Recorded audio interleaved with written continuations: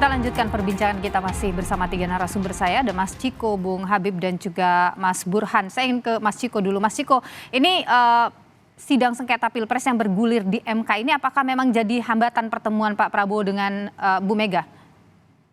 Bukan hambatan, ini kan memang prosesnya kita kan masih menjalani proses pemilu. Dan kalau kita harus ingat bahwa proses pemilu itu belum betul-betul selesai sebelum sidang di MK ini selesai dan ada keputusan bagaimana putusan ini menjadi putusan yang positif untuk tim Ganjar Mahfud atau sebaliknya. Nah kita lihat itu. Nah ini yang menjadi bukan hambatan sebenarnya, ini lebih ke arah bahwa masih mengikuti proses itu karena kontestasi ini belum 100% finish. Jadi setelah itu barulah saya rasa lebih tepat ada pertemuan antara Bu Mega dan Pak Prabowo, walaupun tentu pembicaraannya Tapi seberapa bisa penting sih pertemuan Bu Mega dan Pak Prabowo ini bagi PDIP? Satu hal ya, kalau saya rasa antar pribadi kalau kita bicara dengan momen Lebaran ini, saya rasa ini hal yang biasa dan cukup penting saya rasa menjaga silaturahmi di antara dua tokoh bangsa ini. Yang kedua, kita bicara dengan konteks politik atau konteks hasil Pilpres yang tadi saya katakan dengan asumsi-asumsi yang saya sampaikan tadi, tentunya akan sangat baik untuk kedua tokoh, kedua partai politik, dan juga bagi bangsa Indonesia ke depan. Jadi ini bukan hal yang tidak ada hal yang negatif kalau saya lihat efek dari pertemuan antara Bu Mega dan Pak Prabowo. Oke, saya ke Bung Habib. Ini kan kalau PDIP membuka tangan, kemudian Gerindra juga membuka tangan pertemuan antara kedua petinggi atau pucuk pimpinan di kedua partai ini. Tapi kalau kita lihat kan PDIP dengan Pak Jokowi ini tidak akur begitu ya. Tapi bagaimana ini Gerindra melihat kemudian posisinya nanti di tengah-tengah Gerindra kan ada PDIP, di tengah-tengah Pak Prabowo dan Bu Mega ada PDIP, ada Jokowi. Ya, pertama kami mensikapi bahwa kami menghormati juga proses yang berlangsung di Mahkamah Konstitusi ya. Sebagaimana dulu 2014-2019 ya.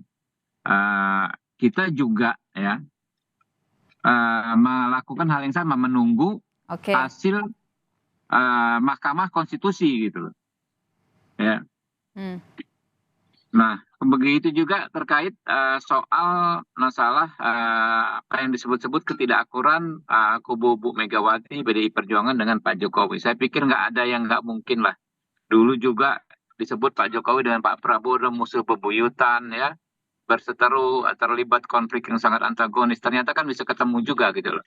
Ya, makanya kalau sekarang ya misalnya PDI Perjuangan dengan Pak Jokowi, mereka kan dalam satu rahim politik yang sama ya. Pak Jokowi dibesarkan oleh PDIP Perjuangan dan bahkan satu-satunya partai yang pernah dimasuki oleh Pak Jokowi PDI Perjuangan. Saya pikir besar sekali kemungkinan ya akan tercipta rekonsiliasi antara kubu Pak Jokowi dan keluarga dengan teman-teman PDI Perjuangan. Artinya di Gerindra pembicaraan untuk pertemuan ini juga dibicarakan atau diketahui atau dibahas dengan Pak Jokowi begitu? Ya pastinya karena Pak Prabowo ya tentu kan akan mencoba ya menjadi pihak yang merekonsiliasi, yang menengahi kedua belah pihak. Oke, baik. Saya ke Bung Burhan. Mungkin tidak itu yang disampaikan Bung Habib tadi? Iya, memang bukan pertemuannya itu sendiri yang menarik buat kita ya untuk mencermatinya. Kalau pertemuan antara Pak Prabowo dengan Ibu Mega itu kan sesuatu hal yang menurut saya cepat atau lambat akan terjadi. Tapi implikasi dari pertemuan tersebut. Nah, kalau misalnya pertemuan tersebut menghasilkan keputusan PDI Perjuangan untuk merapat ke pemerintahan Prabowo Gibran, pertanyaannya bagaimana dengan Pak Jokowi? Jadi ini menarik nih karena bisa menimbulkan semacam hubungan cinta segitiga ya. Karena bagaimanapun Pak Jokowi dengan Ibu Mega sekarang sedang berada dalam situasi yang tidak sedang baik-baik saja. Sementara keduanya tidak memiliki masalah pribadi dengan Pak Prabowo. Artinya Pak Prabowo menjadi titik tengah yang mempertemukan dua sosok penting ini. Nah, pertanyaannya apakah PD Perjuangan bersedia untuk merapat ke koalisi Prabowo sementara Pak Jokowi ya setidaknya melalui putranya itu adalah wakil presidennya Pak Prabowo. Dan yang kedua, bagaimana dengan sikap Pak Jokowi sendiri kalau misalnya PD Perjuangan merapat? Dugaan ya, kalau menurut saya sih Ibu Mega atau PD Perjuangan sulit untuk masuk ke dalam pemerintahan selama Pak Jokowi masih memegang peranan krusial dalam pemerintahan Pak Prabowo mendatang. Tetapi kalau misalnya ada hubungan yang merenggang antara kedua tokoh ini, nah bisa jadi PD Perjuangan menjadi solusi buat Pak Prabowo untuk menambah opsi koalisi. Jadi hubungannya itu sangat ditentukan oleh relasi antara Pak Prabowo dengan Pak Jokowi. Oke, jadi kalau misalnya seperti itu ada yang harus dikorbankan begitu? Bukan harus dikorbankan. Jadi kalau misalnya Pak Jokowi masih harmonis hubungannya dengan Pak Prabowo, dugaan saya PD Perjuangan tetap berada di luar pemerintahan. Jadi tadi saya sebut hubungannya seperti cinta segitiga gitu ya. Jadi kalau misalnya hubungannya merenggang, PD Perjuangan masuk ke dalam pemerintahan.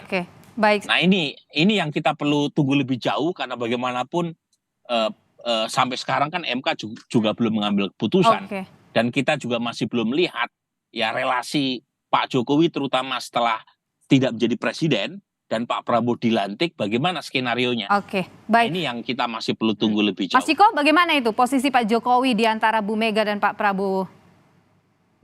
Saya rasa kita harus mulai dan sebenarnya dari dulu ya, bukan harus mulai sekarang, memisahkan entitas-entitas tokoh-tokoh ini satu dengan yang lainnya, apalagi Pak Prabowo dan Pak Jokowi gitu. Saya rasa juga Pak Prabowo juga lama-lama kelamaan akan merasa jengah juga dan risih kalau terus-menerus disatukan dalam satu renceng istilahnya dengan Pak Jokowi, karena beliau juga adalah pemimpin sebuah partai politik besar di negeri ini dan juga kedua sangat punya kemungkinan untuk benar-benar menjadi presiden yang terpilih, apalagi setelah sidang MK ini memberikan putusan. Jadi saya rasa PDI Perjuangan tidak melihat itu sama sekali dalam menyikapi pertemuan. Tapi tadi kan Mas Burhan itu kan dalam menyampaikan soal apa yang akan dihasilkan dari pertemuan itu. Kita belum mau sampai ke sana. Kita baru mau bicara soal menyikapi pertemuan ini dan kita menyikapinya dan menyambutnya dengan positif. Oke, baik. Saya ke Bung Burhan ya.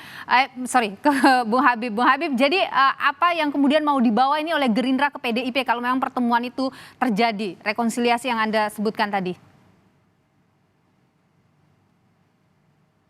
Masih di mute Bung Habib, maaf. Ya, kita percaya bahwa elit-elit kita itu pada dasarnya hatinya semua sama, merah putih. Ya. Jadi dinamika, apapun dinamika yang terjadi nggak akan terlalu lama membekas. Ya. Kita punya banyak sekali pengalaman. Dulu misalnya Gerindra nggak pernah ketemu dengan PKS, ternyata bisa 2 kali kita pemilu didukung PKS, ya. Begitu juga banyak tokoh, misalnya Pak Jokowi, saya sebutkan lagi ulang-ulang, Pak Jokowi dengan Pak Prabowo nggak bisa ketemu, ternyata bisa ketemu kok. Jadi saya sih optimis, ya. Kalau saya sih optimis, karena frekuensi pemikirannya sama. Kita pengen melakukan yang terbaik untuk bangsa ini. Ini bukannya sekedar omon-omon, tapi memang sudah tradisi lah di elit kita, ya. Kita kontestasi ala kadar, tapi bertemu lagi setelahnya. Tapi saya singkat saja, Bung Habib, yang mau ditawarkan ke PDIP apa sih dari Gerindra? Ya tentu, bagaimana kita bisa bersama-sama ya berpartisipasi dalam menjawab tantangan-tantangan besar bangsa ini, pengelolaan negara, kurang lebih begitulah. Detailingnya pasti masyarakat juga paham. Baik, saya singkat saja ke Bung Burhan kalau gitu. Bung Burhan, mengingat pertemuan ini terus berembus begitu, Anda berpikir mungkin hak angket nggak akan terjadi lah ini ya? Iya, jadi sepertinya hak angket layu sebelum berkembang. Nah, saya sendiri posisi saya menghargai dan menyambut dengan gembira kalau Pak Prabowo dengan Ibu Mega berjumpa, bersilaturahmi. Itu baik untuk menurunkan tensi politik.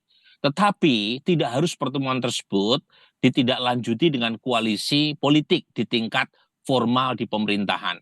Karena kita membutuhkan oposisi yang kuat. Dan menurut saya PD Perjuangan itu bisa menampilkan diri sebagai penyimbang yang kuat, Oke. checks and balance, agar apa yang kita lihat belakangan, di mana pemerintahan yang terlalu kuat, terjadi eksekutif heavy, itu membuat checks and balance tidak terjadi. Oke. Dan itu yang rugi adalah kita semua. Karena Oke. kita tidak mendapatkan proposal kebijakan alternatif yang baik dari parlemen. Baik. Jadi tetap diperlukan fungsi oposisi yang baik, dan menurut saya peran itu bisa dijalankan oleh pihak-pihak yang kalah dalam Pilpres. Baik, Dan kita kalau lihat saja misalnya nanti. Dan kalau misalnya terjadi, Singkat saja Bung Burhan. ya singkat aja. Dan insentifnya ada sebagai oposisi itu, persis seperti PD Perjuangan ketika menang di 2014. Baik. Jadi poin saya adalah oposisi penting buat bangsa ini. Bukan Oposisi hanya penting, tapi mereka kita yang menjadi koalisi. nanti tentu akan kita lihat bagaimana pertemuan antara Pak Prabowo dan Bu Megawati, apa yang akan mereka sepakati bersama-sama, dan pertemuan itu kita dinantikan bersama. Terima kasih Bung Burhan dan juga Bung Habibur Rahman dan juga Mas Ciko. Terima kasih sudah berbagi pandangan di Kompas Petang. Sehat selalu. Makasih.